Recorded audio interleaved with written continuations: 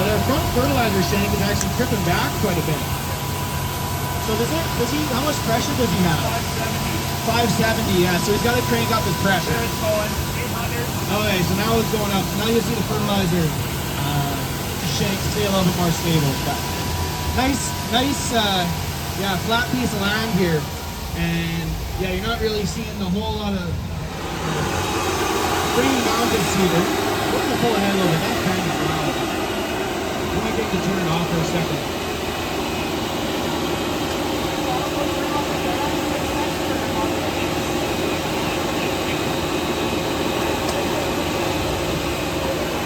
Here, just as an interstakes then. Yeah, that's perfect. That's why it's here. Get you looking at a few different things out there. So our first off on the platform is a frame mounted cedar. This one's this will be 25 feet wide on this one. So we've got our mid-row bounders up front. We're going to be putting down some urea down the mid-row. So this is our 3820 opener. So this opener here, it's if anyone, like you said, aren't really into disc drills, but it's honestly quite similar to kind of the John Deere disc on this. It's T-handle. That's how you get your seed depth with that one. Versus we do have another opener in the booth that's a little bit different, but this one here is the 3820. And on the tank itself, there we've got 3 different compartments on that tank. Smaller tank, it's only about I think 300-ish bushels, 250-ish bushels. They do it in liters. This is definitely going into like Eastern European markets or Ontario and whatnot. So that's the 7,200 liters is the capacity of it. I don't do it in bushels like the rest of them. But yeah, double chute. So we got urea going down into our banders. So the interesting part on this one now is the air planter. So you'll see all these basically rain gauges up front, right? We do have corn in here right now. What's on the very front up here is our singulation, our meter. So 1 meter is actually feeding 2 openers. So it's a dual meter. And we're the only ones on the market that have that capacity with that. So on a plate, on a meter, there's usually like kind of like 1 row. We've got 2 rows and it feeds 2 openers with that. So singulation on many crops isn't really necessary, including canola. Done lots of trials with canola singulation. Corn, on the other hand, extremely important. Have to have it on corn. So the ability of this drill is to put down all your nutrients, all your nitrogen, singulate. So we've got air coming from the back, and it's actually filling a bulk fill system there. It pushes corn through the fan. He's going to turn on right away. Comes into these rain gauges, I call, and it kind of gets it to that point. And then there's another fan on the front that now pushes the air, pushes the seed onto the plate of the singulation, and then pushes that seed as it's singulated out down into the opener. And that's how we get the ability from the bulk filling, the corn in the back, into the front, and then down into the opener. So another really neat thing with this is the fact that we can put some dry granular fertilizer in the seed row with corn, whereas many planters can't really do that. Most of the time it's liquid. We've got the ability to put some dry there as well. So that's what we're going to do. We got some potash that's going down, and yeah, then we'll be able to dig, and you guys can see the singulation abilities, or you can see what the disc is doing. Questions? Just see it in action, eh? All right.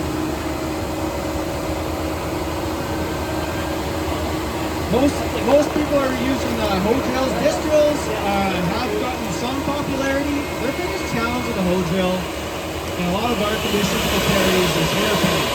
That's when the disc goes over a piece of straw and goes back through, and your seed ends up in that straw, won't germinate. So that's why I get asked, why isn't everyone using disc drills? Honestly, on the prairies, it's a tough one. You go to Manitoba, they're pre-working in the Red River Valley and whatnot. Help out there. Other places with disc drills, no-till situations, strip tillers, or stripper headers. So you'll notice that the back rank isn't going down, and only actually the front. So we're actually singulating on 30-inch spacing. So this is a 7.5-inch space drill, but we're actually only going to put down 30-inch. Looks like we blew off the air off the back there again, fellas. We'll still be able to see the corn simulation, but...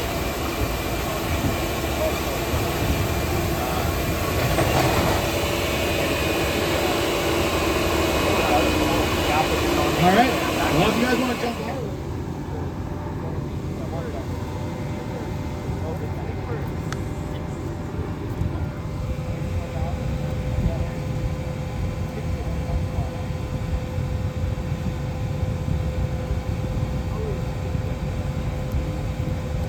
There's a few bits of split cracks or something.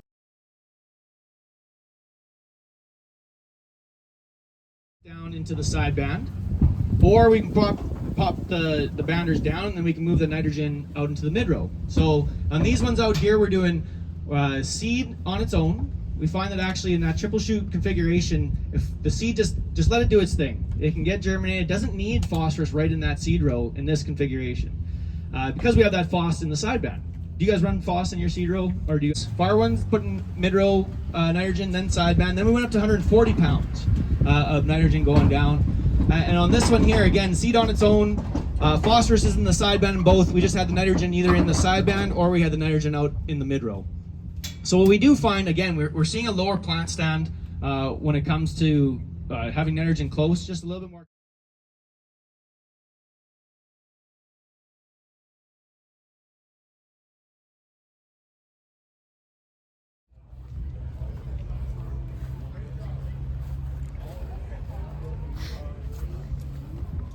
Alright. Lights, power conveyor.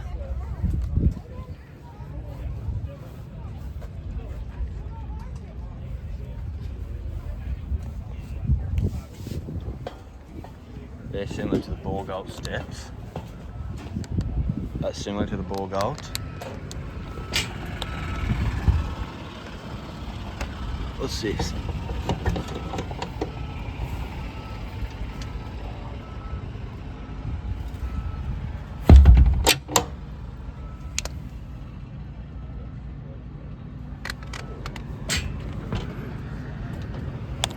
Ooh, that's a hopper.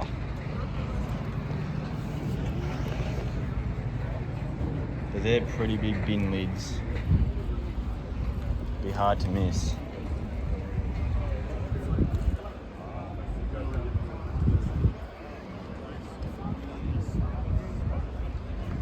That'd be hard to miss, but these lids handle seem similar to the John Deere. How do these actually work?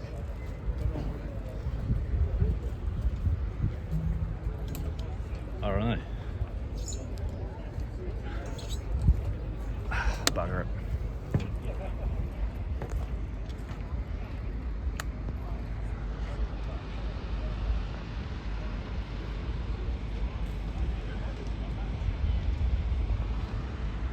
We're gonna go see Valley.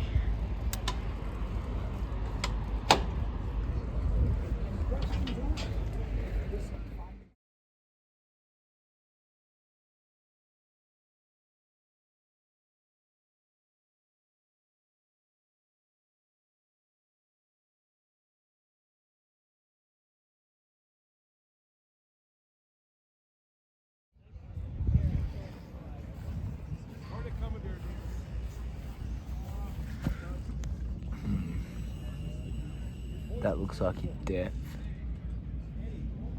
That's a pretty big point. That's for your fert, I would say. That one, seed, I would say. Then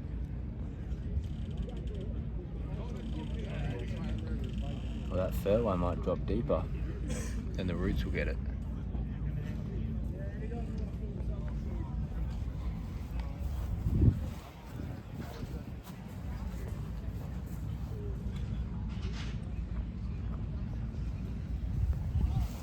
It's got like a rubber hose you would have in a sprayer. That's interesting. Instead of stainless steel. I would think you'd put stainless steel along here. Like that, along here, along the straights. then along that bend where it folds, you would have this. Wildflower is a very good winter survival.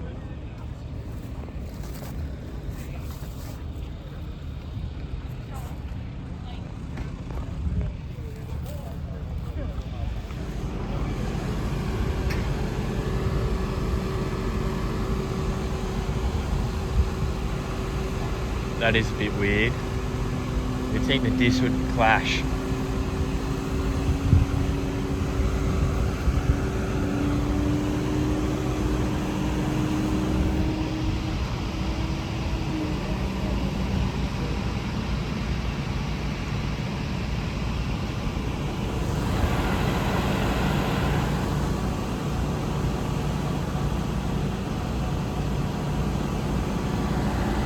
K-Hart. I've seen these on YouTube a bit. Yes.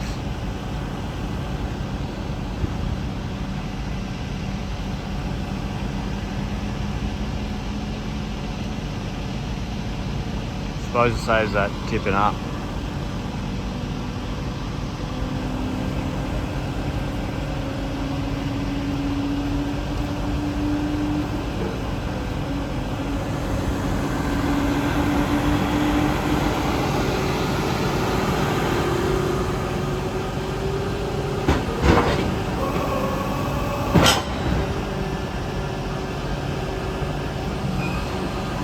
Pretty narrow build.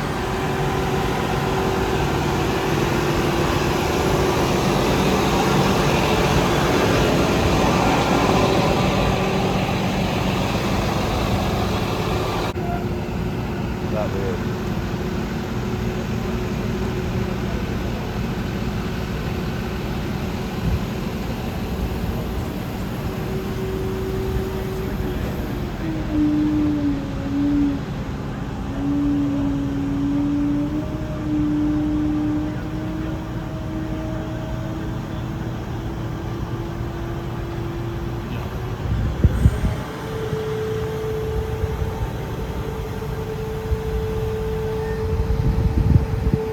Not sure about that.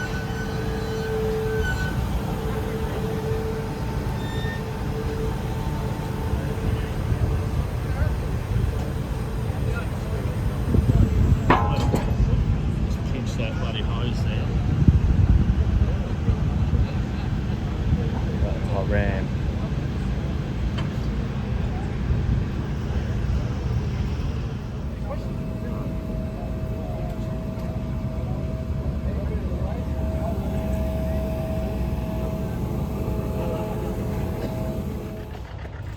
Water in there.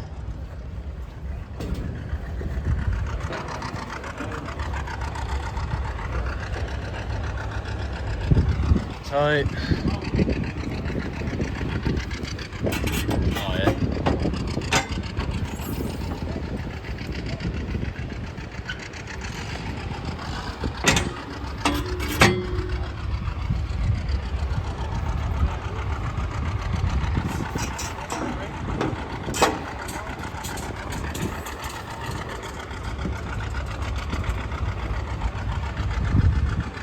Yeah, seems like it would empty pretty evenly.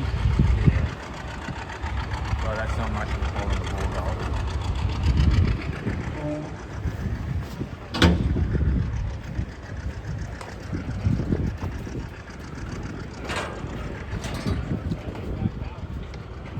And then I guess, so you kind of have to use the conveyor to fill that. Yeah, you would. But you're not that good for the roller. No. Yeah.